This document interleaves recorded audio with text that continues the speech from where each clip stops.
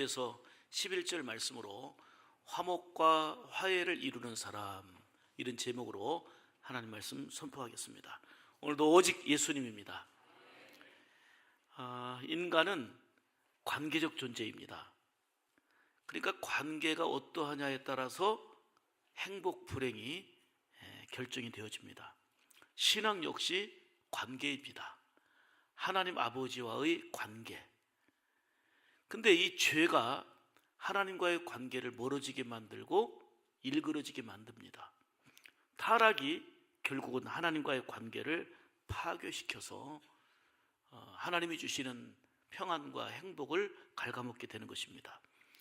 잘 아시다시피 즐거움의 동산, 행복의 동산, 에덴 동산을 제가 얘기 드리는데요, 에덴 동산의 모든 형태는 그대로 있었지만 불순종으로 하나님과의 관계가 파괴되니까 똑같은 나무를 보면서 똑같은 열매를 보면서도 고통이 왔고 아픔이 왔고 불행이 온 것은 환경 때문이 아니고 하나님과의 관계가 일그러졌기 때문에 오는 불행이었습니다. 부부관계도 친구관계도 관계가 좋으면 얼마나 행복합니까? 그런데 관계가 깨지면 보는 것도 불편하고요, 마음도 불편하고요, 모든 게 힘들어집니다. 관계가 이만큼 중요합니다. 세상에서 가장 중요하면서도 어려운 것이 바로 인간관계입니다. 서로를 잘 아는 것 같으면서도요, 아주 사소한 일로 오해하고 섭섭한 일이 발생하여서 갈등하게 됩니다. 심한 경우에는 피를 나눈 형제간이라도 화목하지 못하고 화해하지 못하는 일도 많습니다. 더더욱 예수 그리스도의 십자가의 사랑으로 하나 됐다고 하는 한 가족인 예수 믿는 사람들 간에도 오해 때문에, 편견 때문에 시기, 질투, 이런 갈등으로 화목함을 잃어버리는 경우가 얼마나 많습니까? 세상 사람들은 갈등하고 다투고 싸우고 갈라져도 하나님의 자녀인 성도들은 정말 그러지 말아야 합니다. 그런데 오늘의 현실은 그렇지 않습니다. 곳곳에 갈등과 분쟁으로 전쟁터를 방불케 하는 그런 일들이 너무나도 많이 있습니다. 이는 십자가에서 온갖 모든 것을 다 쏟아부어 주신 주님의 마음을 아프게 하는 일이고 주님의 가슴에 못 박는 일입니다. 사랑하는 여러분, 하나님의 자녀인 우리는 무엇보다도 화목한 관계를 이루어야 합니다. 얽힌 것이 있을 수 있습니다. 풀어야 합니다. 꼬인 것이 있을 수 있습니다. 해결해야 됩니다. 화목의 은혜를 누려야 됩니다. 잘못된 관계는 거의 다 오해 때문입니다. 상대방을 배려하지 못하고 자기 입장, 자기 주장만 내세우기 때문인 경우가 많습니다. 가장 중요한 것은 화목과 화해입니다.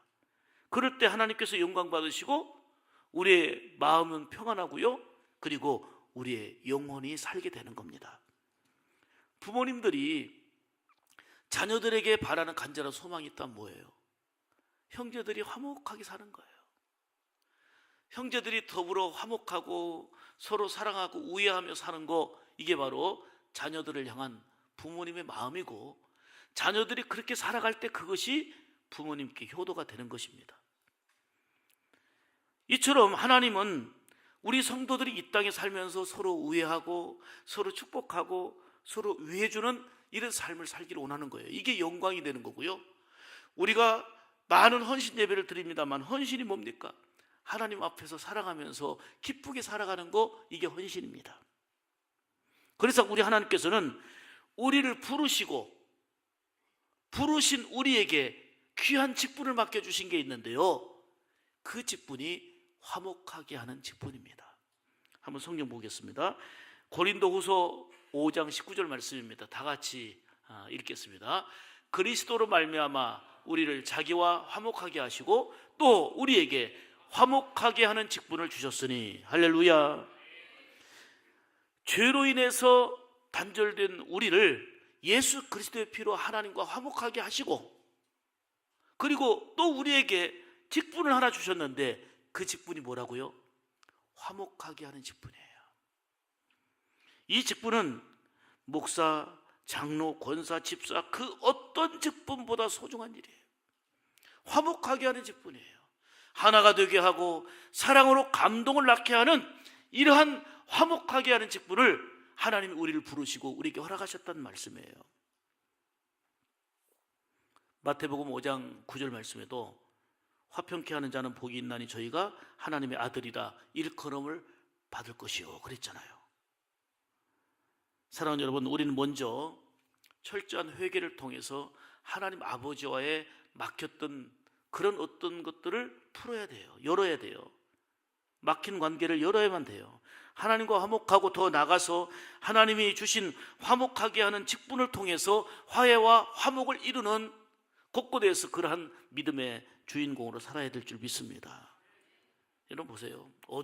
어디에 있든지 화목을 이루는 사람, 어디에 있든지 화해를 이루는 사람, 이런 사람이 바로 하나님의 사람이에요. 하나님은 얼마나 이 화목을 기뻐하신지를 예배 드리는 자에게도 이렇게 말씀하세요. 마태복음 5장 23절 24절 잘 아시죠? 그러므로 예물을 제단에 드리려다가 거기서 내 형제에게 원망 들을 만한 일이 있는 것이 생각나거든 예물을 제단 앞에 두고 먼저 가서 형제와 화목하고 그 후에 예물을 드리라 그랬어요. 그러니까 화목과 화해와 일치를 이루지 못하고 드려지는 예배, 드려지는 예물이 하나님 앞에 기쁘게 상달될 수 없다는 거예요. 그게 생각나거든 예물을 제단 앞에 두고 얼른 달려가서 화목하고 화해하고 그리고서 이 예물을 드려라.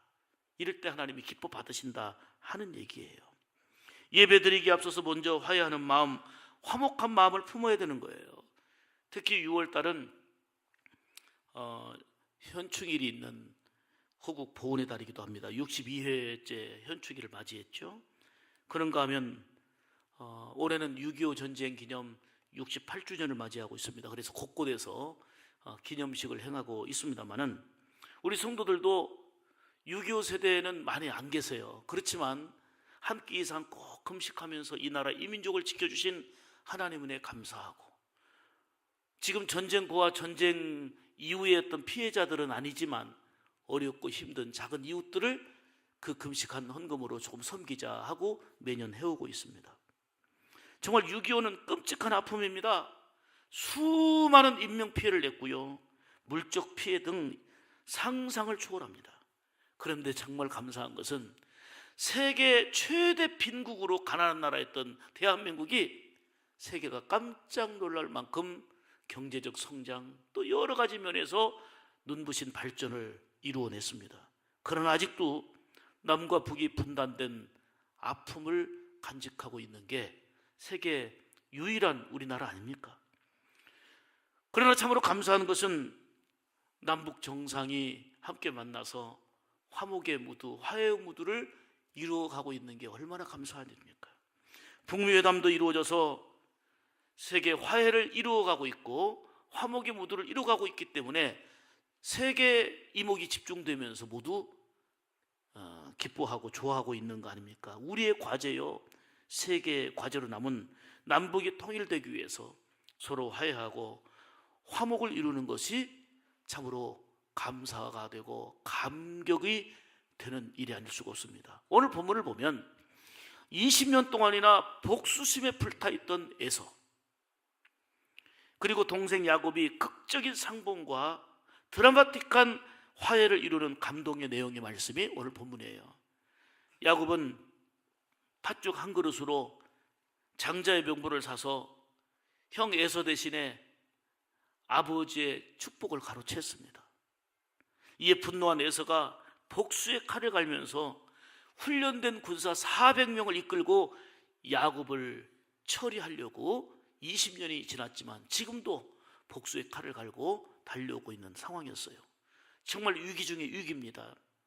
가장 비극으로 이어질 상황이었습니다. 그런데 이런 위기, 가장 비극적인 상황 속에서 극적인 화해와 화목을 이루는 감동의 드라마가 펼쳐집니다. 그럼 어떻게 해서 야곱이 에서와 화해를 이루게 되고 화목하게 됐는지를 오늘 본문을 통해서 보시면서 화목과 화해를 이루는 사람이 되라 하신 하나님의 말씀을 오늘 본문을 통해서 세 가지로 듣기를 원합니다.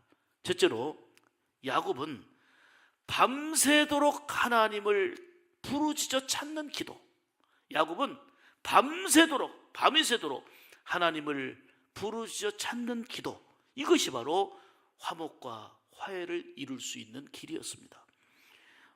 오늘 본문의 앞부분인 창세기 32장 26절 보면 하나님의 사람과 씨름하면서 당신이 내게 축복하지 않으면 가게 하지 아니하겠나이다. 그만 놔둬라 하는데요, 내게 응답 주시지 않으면 절대로 이 손 놓지 않겠습니다. 그 얘기예요. 먼저 에서가 있는 편으로 예물을 다 몽땅 보내고 가족들과 종들을 보낸 후 야곱 홀로 남았어요.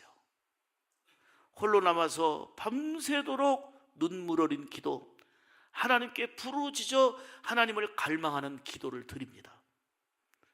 정말 중요한 것은 내가 먼저 가서 손 내미는 거, 이 화해, 이것 참 필요한데 먼저 하나님 앞에 위기 속에, 어려움 속에, 문제 속에, 힘든 속에 하나님을 찾는 기도, 밤새도록 부르짖는 기도, 눈물 어린 기도, 이게 필요하다는 얘기예요. 야곱은 문제 앞에서 하나님을 찾았습니다. 먼저 하나님과의 관계 회복을 위해서 부르짖었습니다. 가장 중요한 것이 하나님 아버지와의 관계이기 때문입니다. 여러분, 다 잘 돼도요, 하나님 아버지와 관계가 막히면 안 됩니다. 너무 잘 아는 대표적인 얘기가 사울 아닙니까?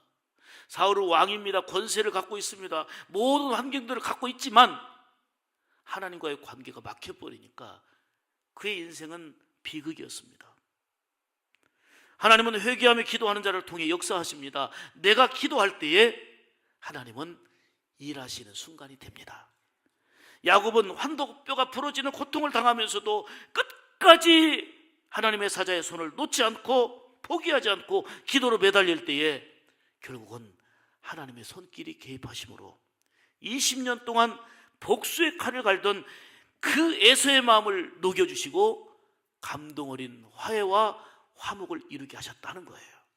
그러니까 에서를 만나기 전에 먼저 문제를 놓고 하나님 앞에 가지고 나와서 부르짖어 기도하는, 밤새도록 기도하는 이런 간절한 간구, 이게 바로 역사를 이뤄낸다 하는 것을 보여주는 거예요. 잠언 16장 7절 말씀에 사람의 행위가 여호와를 기쁘시게 하면 그 사람의 원수라도 그로 더불어 화목하게 하신다, 이렇게 말씀합니다. 여러분, 어떤 위기가 있고 힘든 일이 있습니까? 그런 상황 속에서도 화해와 화목을 이루는 사람이 되기 위해서는 하나님을 찾으십시오. 밤새도록 눈물 어린 기도를 드리면서라도 하나님과의 관계가 회복되고 하나님께 간절히 부르짖는 기도를 통해서 화목과 화해를 이루는 믿음의 주역이 되기를 주의 이름으로 축복합니다. 두 번째는 야곱의 겸손한 태도가 화목과 화해를 이루게 됐다 하는 말씀입니다. 오늘 3절 보면 결국 기도하고서는요, 어찌 보면 죽으면 죽으리다 하는 심정으로 나갔지요. 에서를 만나러 갑니다. 20년 동안 원수관계, 복수의 칼을 갈고 있는 에서에게 나가잖아요. 근데 3절 보면 몸을 7번 땅에 굽혀 그 형 에서에게 가까이 가니 그랬죠. 몸을 7번이나 굽힌 거예요. 그리고 4절 보니까 에서가 달려와서 그를 맞이하여 안고 목을 어긋 맞추어 그와 입 맞추고 서로 우니라. 이거는 전혀 상황을 놓고 볼 때는 있을 수 없는 일이에요. 400명의 훈련된 군사가 있어요. 너 보기만 해. 너 용서 못해. 너는 이번에 손 봐줄 거야. 이러고 노리고 있었잖아, 20년간이나. 그리고 군사들을 이끌고 지금 대치하고 있잖아요. 그런데 간절히 부르짖어 홀로 남아서 외롭지만 고독하지만 문제를 놓고 하나님께 부르짖어 기도하고, 그리고 에서에게 나가서 몸을 7번 땅에 굽혔다는 것은요, 최고의 겸손의 태도예요. 그런데 어떤 상황이 벌어집니까? 에서가 달려와서 서로 끌어안고 감격의 포옹을 하며 울게 됩니다. 여러분, 기도가 해결입니다. 겸손함이 해결입니다. 이 가운데 하나님이 도와주심으로 감동적인 화해와 화목이 이루어진다는 것을 보여주고 있는 것입니다. 화목과 화해는 먼저 다가가서 손 내밀 때 이루어지는 거예요. 내가 먼저 겸손한 마음으로 배려하고 존중할 때 역사가 이루어지는 것입니다.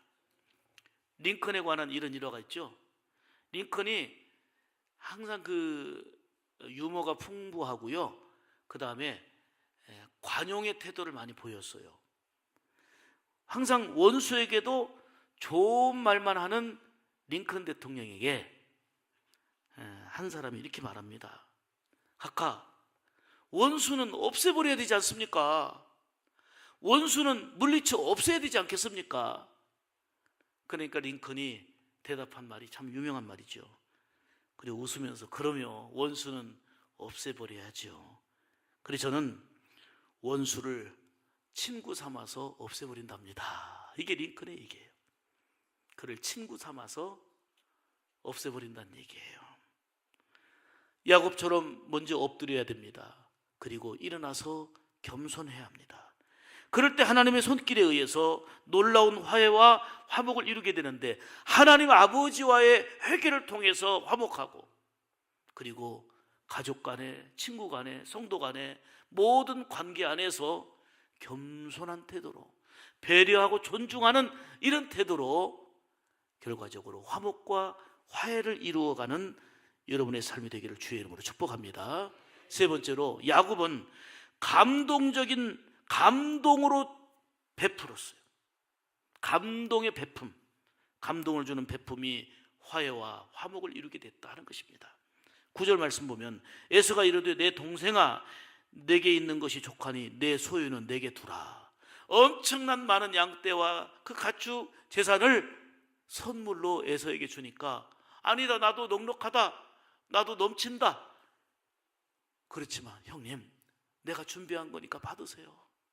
넘치는 베품, 감동을 주는 베품. 그리고 더 중요한 게 있어요. 베품이라는 것은 물질적인 베품만이 아니에요. 눈에 보이는 것만의 베품이 아니에요. 자, 10절 보세요. 내가 형님의 눈앞에서 은혜를 입었사오면 하고 예물을 받아서서 한 다음에, 내가 형님의 얼굴을 배운 즉 하나님의 얼굴을 뵙는 것 같사오며. 이 말보다 더 감동을 주는 표현이 어디 있을까요? 넘치는 베품으로 감동을 주고 형님 얼굴을 보니까 하나님 얼굴 뵙는 것 같다는 거예요. 한번 옆 사람에게 얘기해 보세요. 우리 집사님 얼굴 뵈니까 하나님 얼굴 뵙는 것처럼 기쁘고 행복합니다. 그게 아멘. 그게 아멘. 넘치는 베품으로 감동을 주고 형님 얼굴을 보니까 하나님 얼굴 뵙는 것 같습니다. 감동과 화목과 화해의 무드를 이루어가는 모습입니다. 야곱의 이미지 하면 욕심쟁이 이미지입니다. 형 에서 장자권을 내가 정말 축복권을 받아야지, 어떻게 보면 가로챘잖아요. 그러나 모든 욕심을 버리고 형 에서에게 그 많은 예물과 그리고 마음을 드리면서 용서와 화해를 넘어서 화목과 감동을 자아내게 되는 모습을 봅니다. 1987년도에 독일 베를린 장벽이 무너지기 전에 어떤 일이 벌어졌었느냐면, 동독에서 매일 수백 명씩 서독으로 넘어오는 거예요. 그러니까 동독 정부에서 화가 났어요. 그래서 트럭에다가 온갖 냄새, 악취가 풍기는 쓰레기를 가득 실어갖고 서독으로 보냈어요. 왜냐하면 동독에 살던 사람들이 자꾸 서독으로 매일같이 수백 명씩 넘어가니까 너무 화가 나니까 그냥 보복 차원에서 그렇게 쓰레기를 트럭에 싣고 보냈단 말이에요. 그런데 이 쓰레기를 받은 서독 정부에서 어떻게 했어요? 이 쓰레기를 다 비워갖고 이 차를 깨끗하게 씻어가지고 그냥 풍성한 선물로, 너무너무 좋은 선물로 가득 채워갖고 보냈어요. 보복한 게 아니라 쓰레기 다 비워서 깨끗하게 청소해가지고 푸짐한 그냥 선물로 보내고 했단 말이에요. 여러분, 베를린 장벽이 무너진 것은 어떤 강력한 무력의 힘이 아니라 베품과 용납, 그리고 용서의 힘으로, 사랑의 힘으로 무너졌고 감동 어린 화목과 화해를 이루게 된 것입니다. 사랑하는 여러분, 어디에서든지 관계적인 존재인 우리는 화목과 화해를 이루는 사람으로 살아가기를 축복합니다. 먼저는 하나님과 화목해야 돼요. 철저하게 회개하시기 바랍니다. 작은 죄 하나라도 회개하시기 바랍니다. 깨끗하게 하나님과의 관계 속에서 철저한 회개를 통해서 화목함을 이룰 때에 하나님과 통하는 존재가 될 뿐만 아니라 관계 안에서 야곱처럼 어떠한 문제가 있을 때 홀로 외롭지만 고독하지만 그 문제를 하나님 앞에 가지고 나와서 밤새도록 부르짖어 기도하는 가운데 문제와 아픔을 하나님 앞에 토로하는 가운데 하나님이 만져주시고 개입해 주시는 은혜를 누리시길 바랍니다. 아울러서 정말 땅에 7번이나 굽혀서 절하고 낮추는 겸손함의 태도로, 그리고 감동을 주는 베품으로 형님 얼굴을 보니까 하나님 얼굴을 뵙는 것 같습니다 하는 이런 감동 어린 표현과 감동 어린 태도로, 그리고 그런 베품으로 화목과 화해를 이루는 야곱과 같은 믿음의 주역이 될 때에 우리 관계 안에서 아버지 하나님께 영광이 되어지고 우리의 마음은 평안하며 그리고 영원히 사는 역사가 임하게 될 줄 믿습니다. 바로 야곱처럼 밤새도록 하나님을 찾는 기도로 겸손한 태도와 감동을 주는 베품을 통해서 화목과 화해를 이루는 믿음의 주역으로서 우리 샘물 가족들이 다 되시기를 주님의 이름으로 축복합니다.